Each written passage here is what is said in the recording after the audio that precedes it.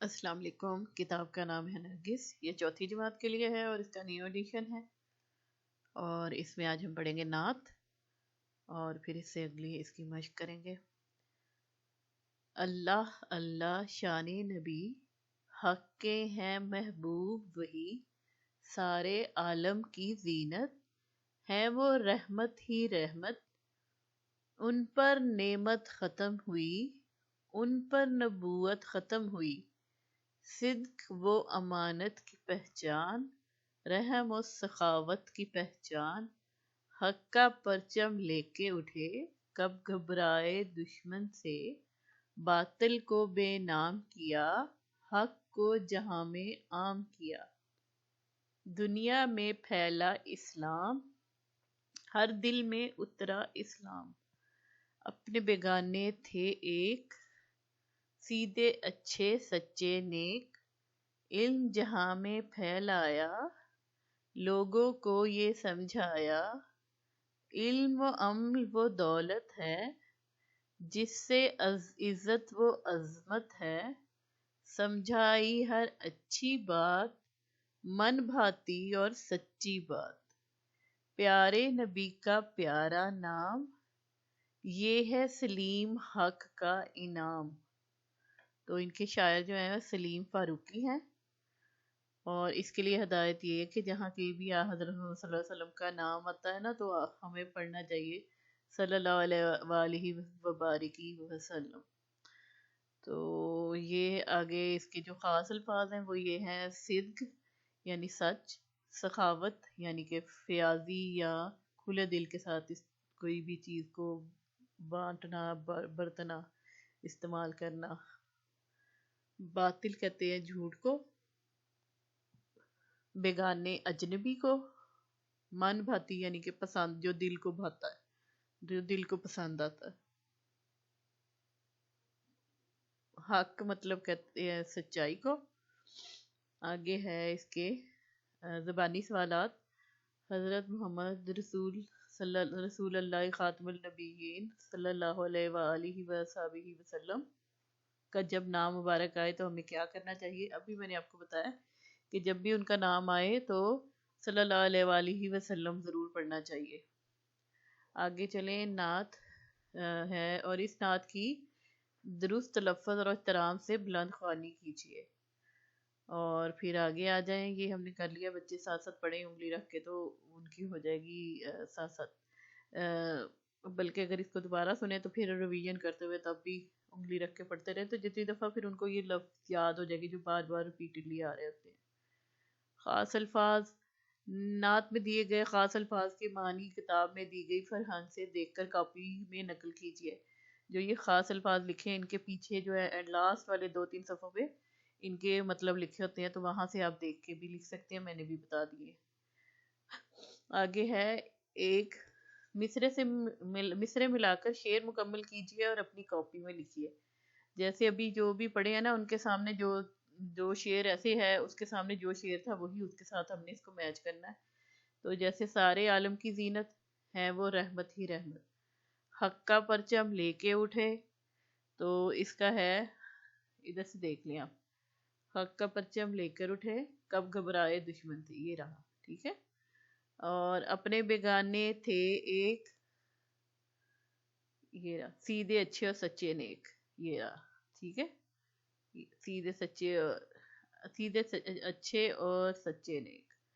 علم جہاں میں پھیلایا، لوگوں کو یہ سمجھایا، یہ رہا، ٹھیک ہے۔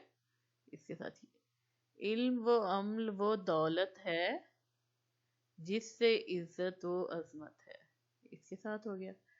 سوال جواب، سوالوں کے جواب اپنی کاپی میں لکھیے، تو سوال لکھ کے اس کے نیچے جواب لکھتے جائیں۔ نعت کے دوسرے شعر میں حضرت محمد رسول اللہ خاتم النبیین صلی اللہ علیہ وآلہ وصحبہ وسلم کو کیا قرار دیا گیا ہے؟ دوسرے شعر میں، ٹھیک ہے، تو ان کو سارے عالم کی زینت اور رحمت قرار دیا گیا ہے، ٹھیک ہے۔ تو جواب میں آپ نے لکھنا ہے کہ ان کو حضرت محمد صلی اللہ علیہ وسلم کو رحمت اور سارے عالم کی زینت کہا گیا ہے۔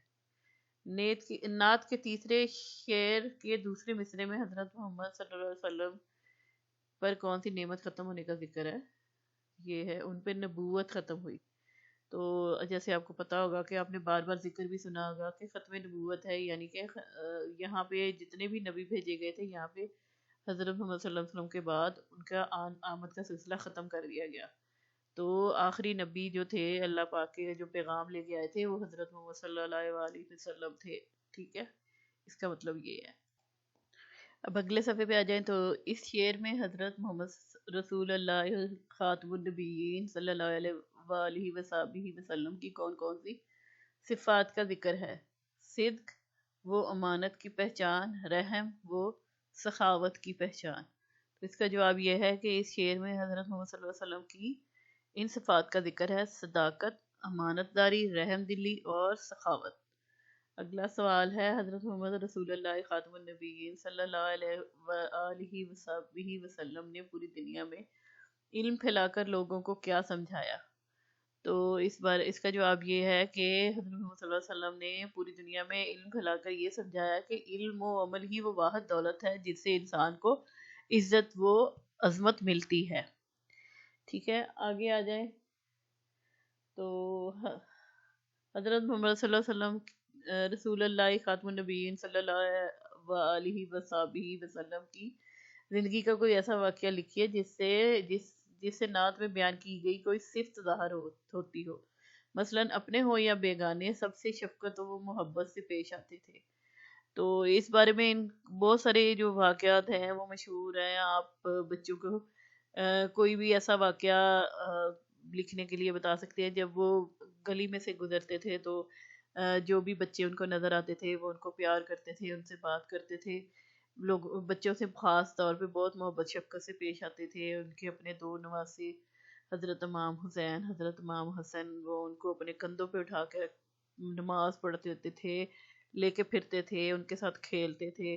پھر اسی طرح وہ کوڑے والی جو ہے بڑھیا جو پھینکتی تھی گزرتے ہوئے، کیونکہ نفرت کرتے تھے وہ لوگ کہ نیا جو دین لے کے آئے ہیں تو وہ کافر تھے، تو وہ نفرت کرتے تھے. تو وہ حضور پاک پہ حضرت محمد صلی اللہ علیہ وسلم پہ جب گزرتے تھے گلی میں سے تو اوپر سے کوڑا پھینک دیتی تھی. تو جب کچھ دن گزرے اور حضرت محمد صلی اللہ علیہ وسلم نے یہ محسوس کیا کہ وہ اب مجھ پہ کوڑا نہیں پھینک رہی، تو ان کو گھر میں دیکھنے کے لیے ان کے چلے گئے. تو انہیں پتہ چلا کہ وہ بیمار ہے. تو آپ نے ان کی خدمت، اس کی اور اس عورت کی خدمت بھی کی اور اس کو مطلب دھیان رکھا. تو وہ اتنی شرمندہ ہوئی کہ میں تو اس پہ کتنا برا سلوک کرتی تھی اور انہوں نے مجھ ساتھ کتنا اچھا سلوک کیا ہے. تو وہ مسلمان ہو گئی تھی. ٹھیک ہے، تو اس طرح مطلب کوئی بھی واقعہ جو بچوں کو پسند ہو تو وہ لکھ دیے یا آپس میں ڈسکشن کریں.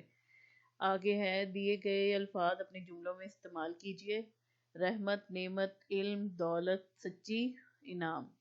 تو میں ایک دفعہ آپ کو بتا دیتی ہوں، اگر آپ کوئی اور ڈیفرنٹ بنانا چاہیں تو موسٹ ویلکم، ڈیفرنٹ بنائیں ضرور. لیکن چلے میں بناتی ہوں: رحمت، حضرت محمد صلی اللہ علیہ وسلم تمام جہانوں کے لیے رحمت بن کر آئے. آگے ہے نعمت، تو آنکھیں ہمارے لیے ایک بہت بڑی نعمت ہیں. علم حاصل کرنا ہر مسلمان مرد اور عورت پر فرض ہے. دولت، میری دعا ہے کہ اللہ تعالیٰ اس قوم کے ہر بچے کو علم کی دولت سے مالا مال کر دے. سچی، تو علامہ اقبال رحمۃ اللہ علیہ کو مسلمانوں سے سچی محبت تھی. انعام، تقریری مقابلے میں احسان کو انعام کے طور پر نقد رقم دی گئی. ٹھیک ہے، تو یہ ہو گیا. آگے آ جائیں تو قواعد، واحد کی جمع بنانے کے طریقے. دیے گئے واحد الفاظ کی جمع بنا کر لکھیے. اب انہوں نے پہلے یہ طریقے بتائے ہیں کہ یہ لگا لیں اگر الف کی جگہ، ہے کی جگہ چھوٹی ہے، اور یہ جیسے آگے ہے نون گنہ لگا لیں، یا یہ نون گنہ ہے پھر آئے ہیں حمزہ، یہ نون گنہ لگا کر جمع بنانے کی کوشش. اچھا ٹھیک ہے. اب سب سے پہلے مثلاً موزہ جو ہے، موزے، جب ایک ہے تو موزہ ہے کے ساتھ ہے، پھر اس کو بڑی یہ لگا دی تو موزے بن گیا. تو یہ کے ساتھ جو جمع بن جاتے ہیں ان کے لیے پردہ، پردے. تو ہے کو ہٹا کے یہاں پہ بڑی یہ آ جائے گی تو پردے. گھوڑا، الف کو ہٹا دیں گے تو بڑی یہ آ جائے گی گھوڑے، گھوڑے. تو اسی طرح پتا، تو الف کو ہٹا دیں گے، پتے بڑی یہ ڈال دیں گے. چوزے کا بھی ہے ہٹا کے چوزے بڑی یہ آ جائے گی. اسی طرح اب ہے مثلاً بجلی، اب وہ نون غنہ ڈالنا ہے اس میں نا، اور یہ الف اور نون غنہ ہے. ٹھیک ہے، بجلی ہے نا، تو یہ تو یہاں تک آ گیا، بے جیم لام یہ، اور پھر اس کے ساتھ الف اور نون غنہ ایڈ کر دیا تو بجلیاں بن گیا. اسی طرح لڑکی ہے تو چھوٹی یہ کے ساتھ جب لامڑے لڑ کاف یہ الف اور نون غنہ لڑکیاں. ٹھیک ہے، اسی طرح کھڑکی ہے تو کھڑ ایسے ہی آنا ہے، پھر کاف پھر یہ پھر الف پھر نون غنہ کھڑکیاں. اسی طرح کرسی کرسیاں، کاف کر. ٹھیک ہے، سین یہ الف نون غنہ کرسیاں. اسی طرح تتلی تو تے پھر لام پھر یہ پھر الف پھر نون غنہ تتلیاں. اسی طرح ہے یہ اور نون غنہ لگا کر باتیں. کتاب، اب کتاب ایسے لکھنا ہے، بے یہ اور نون غنہ اس کے ساتھ جوڑ دیں تو کتابیں. اسی طرح نعمت ہے تو نون عین میم تے کے ساتھ یہ اور نون غنہ نعمتیں. اسی طرح رحمت ہے تو رحم تک ایسے ہی ہے، پھر تے یہ اور نون غنہ رحمتیں. پھر امانت ہے، امانت میں نون تے یہ نون غنہ امانتیں. پھر اسی طرح گھٹائیں، اب گھٹاو ایسے ہی لکھ دیا، ساتھ حمزہ یہ نون غنہ گھٹائیں.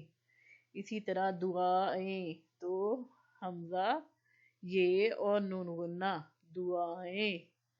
اور پھر ہوائیں، وہ بھی اسی طرح ہوا پورا ہی آئے گا، پھر حمزہ یہ نون غنہ ہوائیں. اسی طرح دوا پورا ہی آئے گا، پھر اس کے ساتھ حمزہ یہ نون غنہ دوائیں. اسی طرح تمنا، پھر تمنا پورا ہی آئے گا، پھر حمزہ یہ نون غنہ تمنائیں. تو اس طرح یہ پورے ہو جاتے ہیں. آگے آ جائیں. 5واں سوال ہے لکھنا. عددی ترتیب کا جملوں میں استعمال کیجیے. مذکر ایسے اور مؤنث ایسے ہے. 5واں، بہن بھائیوں میں میرا نمبر 5واں ہے، اور ادھر سے مؤنث میں لکھا ہے 5ویں، میری بہن 5ویں جماعت کی طالبہ ہے. 7واں، تو یہاں پہ جملہ بنائیں گے کہ گرمی کے باعث 7واں کھلاڑی بے ہوش ہو گیا. ٹھیک ہے، اگلا ہے 7ویں، تو 7ویں کرسی پر مت بیٹھو وہ ٹوٹی ہوئی ہے. ٹھیک ہے. 11واں، یہ ہمارے اسکول کا 11واں بچہ ہے جو حافظ ہے. 11ویں، میں 11ویں جماعت میں پڑھتا ہوں. 15واں، تو 15واں مریض آج کا آخری آج کی لائن میں آخری مریض ہے. 15ویں سیڑھی پر گملہ مت رکھو. 19واں، یہ اس ادارے میں میرا 19واں سال ہے. 19ویں، تو 19ویں صدی میں بہت سی نئی ایجادات ہوئی. ٹھیک ہے، آگے آ جائیں. 6، لکھنا 1 سے 10 تک گنتی ہندسوں اور الفاظ میں لکھیے. اب ہندسے یہ ہیں جس میں 1 2 3 یہ لکھا ہوا ہے، اور پھر انہیں کو دوبارہ لکھنا ہے ایسے ہی سیم 1 2 3 4. اب یہ الفاظ ہیں تو اسی طرح الفاظ میں لکھنا ہے، جیسے یہ لکھا ہے اسی طرح یہاں لکھنا ہے. پھر 2 پھر 3 پھر 4 پھر 5 پھر 6 7 8 9 10 تک ہے. ٹھیک ہے، اسی طرح پہلے ہندسوں میں لکھنی پھر الفاظ میں لکھنی جیسے یہاں پہ لکھی ہوئی ہے. تو اسی طرح انہوں نے کہا کہ ایک کتابچہ بنا لیے جس میں نا آپ حدیث کو جمع کریں. ٹھیک ہے، یہ ہمارا آج کا نعت والا جو ہے ٹاپک کلوز ہو گیا. تو اب اگلی جو ہے وہ دوسری سمائی کا میں کام ابھی کرواؤں گی نیکسٹ ویڈیو میں. تو اس بک سے کوئی اگر آپ ویڈیو بنوانا چاہے تو آپ ہمیں کمنٹ سیکشن میں بتا دیں. Thank you.